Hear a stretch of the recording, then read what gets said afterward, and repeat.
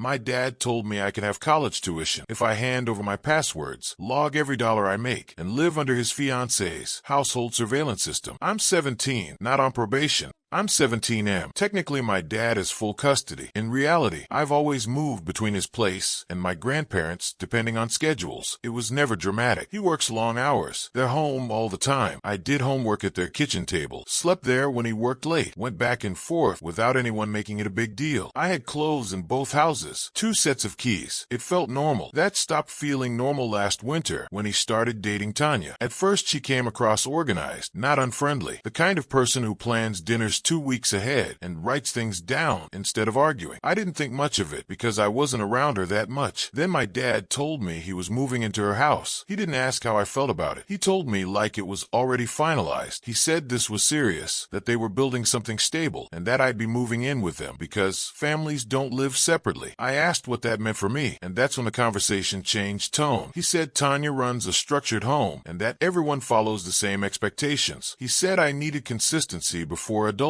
that this was about preparing me for real life. I thought he was exaggerating until Tanya sat me down with a printed list, not rules like clean your room or be home at a certain time. Systems, processes, everything had language that sounded like it came from a workplace. Social media passwords shared with house leadership. Headphones discouraged because they create emotional withdrawal. Showers timed because resources should be monitored. Mail opened in common areas to maintain transparency. Income logged into a shared spreadsheet so spending habits could be reviewed. Weekly evaluation meetings where everyone discussed behavior and improvement goals. If there was conflict, you filled out a mediation form before discussing it. I honestly thought it was a joke at first. I laughed. No one else laughed. I said I wasn't doing that. Not yelling, just saying no. My dad immediately said I was overreacting. Tanya said structure only feels threatening to people who don't want accountability. That irritated me more than the rules themselves. I told them I wasn't moving. He said that wasn't my decision to make. I said I'm not furniture that gets relocated. He said I was being disrespectful. Tanya said I was proving her point about resistance. The conversation went in circles until he finally said if I refused, it would damage things between us. So I packed my stuff and moved into my grandparents' guest room full time. That's when it stopped being quiet disagreement and turned into something else. Tanya never confronted me directly after that. Instead, she started posting online. Long posts on Facebook about teenagers avoiding responsibility. Instagram stories about authority and respect. Nothing with my name attached, but everyone who knows us knew who she meant. Relatives started asking my grandparents if everything was okay. People I barely talked to suddenly had opinions about my attitude. Her daughter messaged me on Snapchat saying I was stressing her mom out and acting like a victim. I told her mom wasn't running a family. She was running surveillance. She sent that to my dad. He called me already angry. Didn't ask what happened. Just started yelling about how I embarrassed him. I asked him why he thought sharing passwords was normal. He said I had something to hide if I cared that much. I said maybe I just didn't want to be monitored like an employee. He said I was ungrateful. I said he handed parenting off because it was easier than arguing with his girlfriend. He hung up. After that, Tanya changed tactics. She stopped posting for a while and showed up at my grandparents' house one afternoon with a binder. She didn't raise her voice. She talked like this was a meeting. She handed my grandmother a document called a transition schedule. It mapped out nights I would spend at her house over the next 2 months to rebuild alignment. It had bullet points about expectations and behavioral goals. I walked in halfway through and asked why she thought this was happening without me agreeing to it. She said, very calmly, that adults sometimes have to make decisions teenagers don't like. I told her she wasn't my parent. She said respect isn't optional just because she's newer in my life, that my grandparents had allowed me to avoid discipline, and that she wasn't going to continue that pattern. I said if control is what she wants, she picked the wrong person. That's when her tone changed. She said I was immature, that I confuse independence with defiance, that I'd struggle in the real world if someone didn't correct me now. I said I'd take that risk. She stepped closer and told me if I kept rejecting the family structure, I shouldn't expect to be treated like family later. I laughed because it sounded ridiculous at the time. That made everything worse. Later my dad called and said I humiliated her, that she cried after leaving, that I make everything into a fight. I told him he let someone try to schedule my life like a project plan. Since then our conversation evaluations haven't been normal. When he visits now, it feels like an inspection. He asks what time I wake up, where I go after work, how much money I've saved, who I'm with at night. Not casual questions, evaluations. I told him once it feels like he's gathering evidence. He said maybe he is. That turned into another argument. He said I've become arrogant since moving out. I said he stopped listening to me entirely. He said Tanya is trying to help. I said help doesn't come with monitoring. We both raised our voices. My grandfather told us to calm down. My dad said this situation exists because they never made me follow rules properly. My grandmother told him I followed rules my whole life, just not hers. He left angry. A few days later, Tanya sent me a long WhatsApp message explaining that families require hierarchy and that refusing integration shows emotional immaturity. It wasn't yelling. It read like a performance review. She said she was still willing to work with me if I agreed to partial compliance with house expectations. I replied that I wasn't negotiating my privacy. She responded that privacy is earned through trust. I told her trust doesn't start with surveillance. That message chain ended there, but after that my dad got colder. Not explosive, just distant. Short replies. Canceled plans. When we do talk, it feels tense before anyone says anything. Last week he said if the situation keeps escalating, he'll have to make decisions I won't like. I asked what that meant. He said I should stop pushing boundaries if I want things to stay peaceful. I asked if peace meant doing whatever Tanya wants. He didn't answer. Update 1. It didn't turn into a custody filing. It turned into a reputation war. At first it was subtle. Tanya stopped posting vague quotes and started writing long, very specific posts that never used my name, but made it obvious who she meant if you knew us. Hold on tight. Before I share the full story, tap that like, subscribe, and let's talk in the comments. Would you have done the same thing? She wrote about a teenage male in our household who refuses accountability, hides financial information, and manipulates older relatives to avoid responsibility. She framed everything like she was documenting a problem she was bravely dealing with. People responded exactly how you'd expect. Her friends commented things like, stay strong, and teen boys can be impossible, and don't let him undermine your home. A couple of people I recognized as my dad's co-workers liked the post. That part bothered me more than anything else. These were adults who had never spoken to me, suddenly agreeing with a version of me that wasn't even accurate. I wasn't even living there. My grandparents barely used social media, but someone sent my grandfather a screenshot. He didn't get angry. He just read it twice, set his phone down, and said, she's writing the story before anyone else can. I didn't respond publicly. I didn't comment. I didn't post anything back. I thought ignoring it would make it die down. Instead, my dad texted me, you need to apologize publicly. You're making us look fractured. I replied, you are fractured. That was apparently the worst possible answer. He showed up at my grandparents' place that night without warning. I knew he was angry before he even walked in because he didn't knock properly. Just pushed the door open like he already expected a fight. His voice was already raised when he started talking. He said people at work were asking questions. That Tanya felt attacked, that I was embarrassing him by refusing to cooperate and then letting her take the heat online alone. I told him maybe he shouldn't let his girlfriend turn private family issues into public commentary. That set him off immediately. He said I'd become arrogant since moving out, that I think I'm smarter than everyone. I told him he sounded like someone repeating talking points instead of actually listening to me. He stepped closer, not touching me, but close enough that it felt like a challenge. You think they're going to protect you forever? He said, nodding toward my grandparents. I said, from what? Her spreadsheets and performance reviews. He started shouting then, not normal arguing, full yelling. Said I was selfish, that I only care about what makes me comfortable, that I refuse to grow up. I yelled back that growing up doesn't mean surrendering privacy to someone who met me a year ago. We were both talking over each other at that point. Nobody was listening. My grandmother tried to calm things down, and he snapped at her too, saying she created the situation by never forcing me to follow rules properly. She told him parenting isn't the same as control. He said she was undermining him. She told him showing up angry and yelling wasn't parenting either. The whole thing just spiraled. Then he said it outright. If he marries Tanya, I will either follow the household system or lose financial support for college. That was the moment everything went quiet for a second. I remember feeling angry more than shocked. I told him if money was the leash, he should just say that instead of pretending it was about structure. He said I was twisting his words. I said he was trying to buy compliance. He said I was acting like a child. I told him he was acting like a manager, not a father. We were both yelling again, loud enough that my grandfather told us to stop before it got worse. My dad left slamming the door hard enough that one of the frames shifted crooked. After that, things didn't calm calmed down. 2 days later, I got an email from Tanya. Not a message, an actual email formatted like something official. Subject line, final offer. It was a contract, bullet points, timelines, expectations. 6 consecutive weeks living in her house under full compliance with house rules. Password sharing, financial logging, weekly evaluations. In return, they would reassess trust restoration and later discuss educational contributions. It read like a probation agreement. I stared at it for a long time before replying with one sentence. I'm not signing a behavior lease. She forwarded my response directly to my dad. He called immediately. Didn't say hello. You're blowing up your future. I said, you're trying to buy obedience. He said I'm almost an adult and should stop acting like I'm 12. I said then he should stop treating me like I need monitoring metrics. He raised his voice again, said I don't understand consequences, that I'm sabotaging opportunities out of stubbornness. I told him I'd rather deal with consequences than live under surveillance. He went quiet for a second, then said if I don't fix this before summer, things will permanently change. I asked what that meant. He said, you'll find out. He hung up after that. What made it worse was what happened next. Tanya stopped posting about me completely. No more quotes, no more essays, nothing. Total silence online. At first I thought that meant things were cooling down, but it didn't feel that way. It felt like she'd already decided how the story ends and didn't need to argue anymore. My dad's behavior changed too. He stopped yelling. Now he's just distant. Replies hours later. Short answers. If we meet, it feels formal, like we're both careful not to start another argument, but everything underneath is still tense. When he does talk, it's about practical things. School, work, money, never about us. The last time we spoke in person, he asked me if I'd reconsidered my position. Not if I was okay, not how things felt, just whether I'd changed my mind. I said no. He nodded like he expected that, and the conversation ended there. Update 2. He said he wanted to talk without interference. Neutral place. No Tanya, no grandparents, just us. He looked older than he did a month ago. Not dramatic, just worn down. He didn't start angry. That almost made it worse. He said the tension is bleeding into everything. That Tanya feels constantly undermined. That her daughter refuses to visit if I'm going to be around because I make the environment unstable. He said the house feels divided because I refuse to integrate. I told him I'm not hostile. I'm not attacking anyone. I'm just not surrendering control of my life. He rubbed his forehead and said, you've made her feel unsafe in her own home. I laughed before I could stop myself. Unsafe? Because I won't hand over my passwords and log my paychecks. He didn't smile. He leaned forward and said this isn't about passwords anymore. It's about respect. That I've treated Tanya like she's temporary and irrelevant. That I refuse to acknowledge her authority. I said she doesn't have authority over me. He said that's exactly the problem. Then he told me they're engaged. Wedding set for early fall. He said it like it was an announcement I should congratulate him on. I just sat there. He went on explaining that once they're married, finances will be fully merged, that decisions will be joint, that if I expect tuition help or loan co-signing, it will go through both of them. I asked, so does that mean the contract becomes permanent? He said marriage requires unity. I said, so I become a compliance project again. That's when his voice changed. Hold on tight. Before I share the full story, tap that like, subscribe, and let's talk in the comments. Would you have done the same thing? He said I twist everything into an attack, that I've created constant friction, that he's exhausted trying to keep peace between us. He said I refuse to compromise even a little. I told him compromise isn't giving someone access to my entire life. He raised his voice, not screaming, but sharp enough that people nearby looked over. He said I'm impossible, that I'd rather fight than adapt, that I've forced him into a corner where he has to choose stability over chaos. I stood up halfway out of my chair and said, you already chose. He told me to sit down. I didn't. He said if I don't attend the wedding, that will permanently fracture our relationship. That not showing up would be a public rejection of him. I said if I show up under pressure, it's fake anyway. We weren't yelling the way we did before. It was quieter but heavier. Every sentence landed harder because neither of us was backing off. Then he said it clearly. If you don't accept the household structure after we're married, I will not co-sign student loans. I will not contribute financially. I won't reward defiance. No anger in his voice, just finality. I said, then don't. He looked stunned, like he expected me to panic or negotiate. I didn't. I told him I'll work more hours, take fewer classes, delay enrollment, whatever I have to do, but I'm not entering a monitored living arrangement to unlock tuition money. He said I'm burning my future out of pride. I said he's outsourcing fatherhood because it's easier than confronting his fiancée. He flinched at that. Actually flinched. He told me I'm disrespectful. I told him respect isn't silence. Dinner ended without a handshake, no hug, no call me later. Just him saying, think carefully about your next move. A week after that, that, Tanya blocked me on Instagram, Facebook, and WhatsApp. No message, no explanation, just gone. Her daughter removed me too. I didn't try to add them back. Then something else happened. A mutual family acquaintance messaged me screenshots of a new Facebook post from Tanya. This one wasn't vague. She wrote about preparing for marriage while managing resistance from an almost adult who confuses independence with rebellion. She framed it as resilience, about how difficult it is to build a unified home when someone refuses structure. She didn't tag me. She didn't need to. Comments rolled in again. Some people asked if she was okay. Others said teenage boys are manipulative. One person wrote, "Stand firm. Don't let him control the narrative." That one made me angry enough to respond. I didn't comment on her post. I posted my own. Short, no names. I wrote that refusing to surrender passwords and income logs isn't rebellion. It's boundaries. That autonomy isn't disrespect. That I won't trade privacy for approval. I didn't mention her, but everyone knew. My dad called within an hour. He was furious, yelling immediately, said I'm escalating publicly again, said I'm humiliating him right before his wedding, said I'm trying to sabotage their relationship. I yelled back that she started it by writing about me to her entire friend list. He said she's venting. I said venting doesn't look like curated essays. He told me to delete my post. I told him no. He said I'm selfish. I said he's spineless, that he'd rather silence me than tell her to stop airing private issues online. He said, you don't get to talk about her like that. I said, then tell her to stop talking about me like I'm a case study. We were both shouting at that point. He said if I keep this up, I won't be welcome at the wedding at all. I said maybe that solves the problem. He hung up again. The invitations went out a few days later. Mine arrived separately. No +1. No handwritten note. Just the formal card. My grandparents asked if I'm going. I didn't answer. Instead, I went to the bank and removed him as emergency contact. Updated it to my grandparents. I did the same with school forms and work records. Apparently the bank notified him about the change. He texted me that night. So that's it. I stared at that message for a long time. I wrote back, you said decisions have consequences. He didn't respond. 2 days later, he sent one more text. If you walk away now, don't expect to walk back in later like nothing happened. I replied, I haven't walked anywhere. I just stopped bending. No answer after that. The end. NTA full stop. Your dad and his spreadsheet psycho fiancé tried to turn family into a fucking corporate surveillance cult. Passwords, income logs, timed showers, weekly performance reviews, mediation forms before you're allowed to feel anything. That's not parenting. That's a low-budget Black Mirror episode starring a control freak with a binder fetish. You said no to being monitored like an employee, moved to the only safe place, grandparents, and kept your damn dignity. They responded with public Facebook essays, painting you as the ungrateful rebel, emotional blackmail, and finally, marry her or lose college money. Your dad literally tried to buy your obedience with tuition. You didn't scream, dox, or escalate until she'd already aired your private life to her entire friend list and his co-workers. One calm boundary post after months of her vague book warfare isn't sabotage. It's finally refusing to eat more shit. She chose her ego and her structure over you. You chose not to sign up for a probation contract disguised as stepmom love. That you're not arrogant. You're not defiant. You're just not a doormat. NTA times 1000. Stay gone until they learn what actual respect looks like, not spreadsheets and ultimatums. You're already handling adult shit better than either of them. Keep those boundaries titanium. Thanks for watching. Don't forget to like and subscribe. Got a story to share? Drop it in the comments and let us know which one was your favorite.